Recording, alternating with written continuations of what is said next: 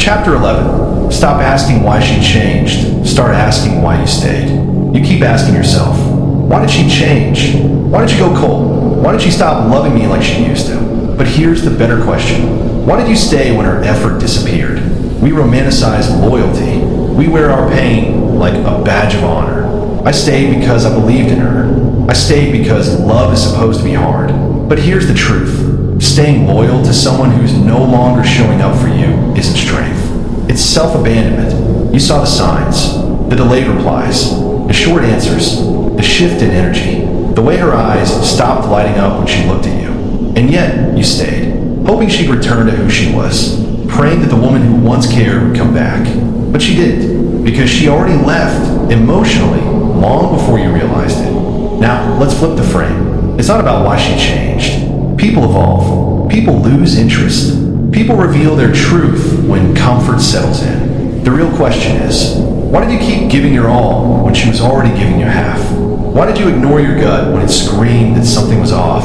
Why did you accept being treated like a backup plan? Why did you let your loyalty turn into your own prison? You stayed because you didn't want to start over. You stayed because you thought love meant suffering. You stayed because somewhere deep inside, you believed you had to earn her love, as if you weren't already enough. But now you know better.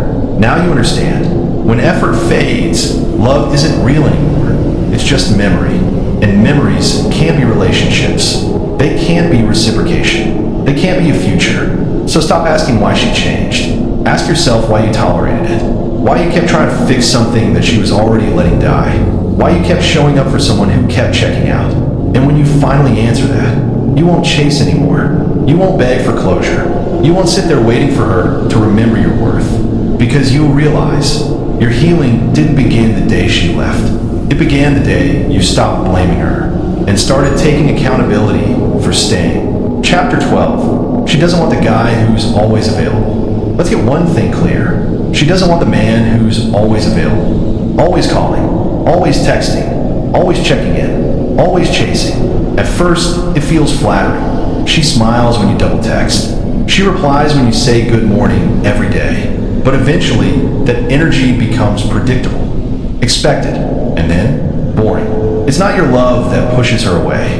It's the lack of mystery, the absence of challenge, the feeling that she already has you fully without earning it. Women don't lose interest because you're kind. They lose interest when kindness becomes neediness, when attention turns into obsession, when presence becomes pressure. She doesn't want the guy who has nothing else going on. She wants the man with purpose, with vision, with mission. A man who chooses her, yes, but doesn't need her to breathe. She doesn't want the one who's waiting around for her text.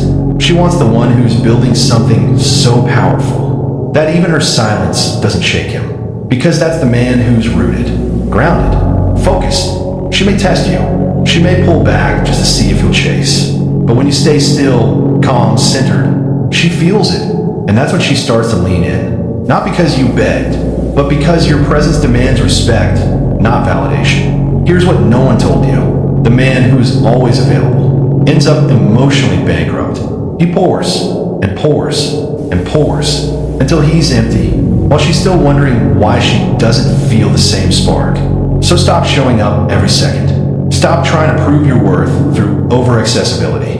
Let her miss you. Let her wonder. Let her work for your time too. Because the man she wants, he's not hiding. He's just busy becoming unforgettable. Chapter 13. The woman who truly wants you won't confuse you.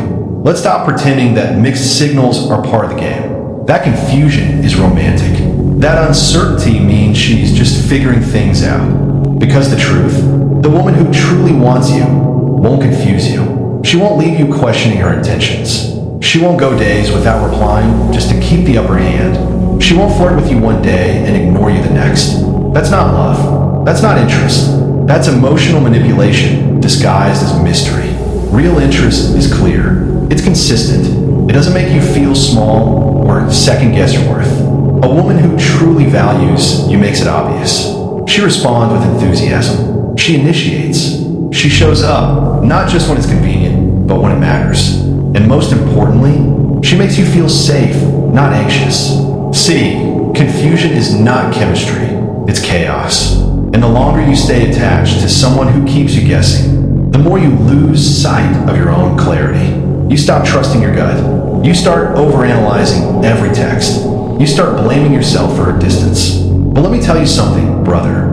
A real connection doesn't require decoding. You won't have to Google. What does it mean when she doesn't text back for 3 days? Because she won't leave you in that kind of limbo. The woman who truly wants you won't play games. She won't breadcrumb you. She won't keep you as an option while exploring better ones.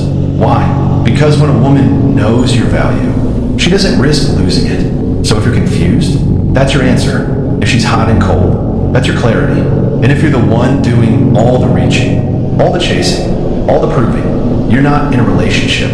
You're in a performance. And the curtain has to drop. Here's the truth most men don't want to hear. The right woman brings peace, not puzzles. You don't have to fight for her affection. You don't have to earn her attention. You just have to be you, and she'll meet you there fully. So the next time you feel confused by her actions, don't reach out for more clarity. Reach inward. Ask yourself, why am I tolerating confusion when I deserve commitment? And then walk away, not with drama, not with resentment, but with confidence, because the woman who truly wants you won't let you wonder. Chapter 14. You were never meant to beg for love. Let's break something once and for all. You were never meant to beg for love. Not through long texts trying to explain yourself. Not by over-apologizing just to keep the peace. Not by shrinking yourself to be easier to love. Love, real love, doesn't need to be convinced. It recognizes your worth before you even speak. It doesn't ask you to fight for basic respect. It meets you halfway, every time. But too many men are out here begging. Not for love, but for scraps of attention. A response, a callback, a maybe. Why? Because somewhere along the line, you were taught that you have to earn your place. That being a man means proving your worth.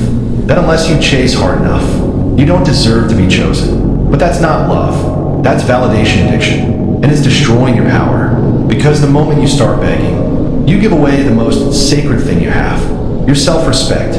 Listen closely. Love is not a transaction. It's not, if I do enough, maybe she'll pick me.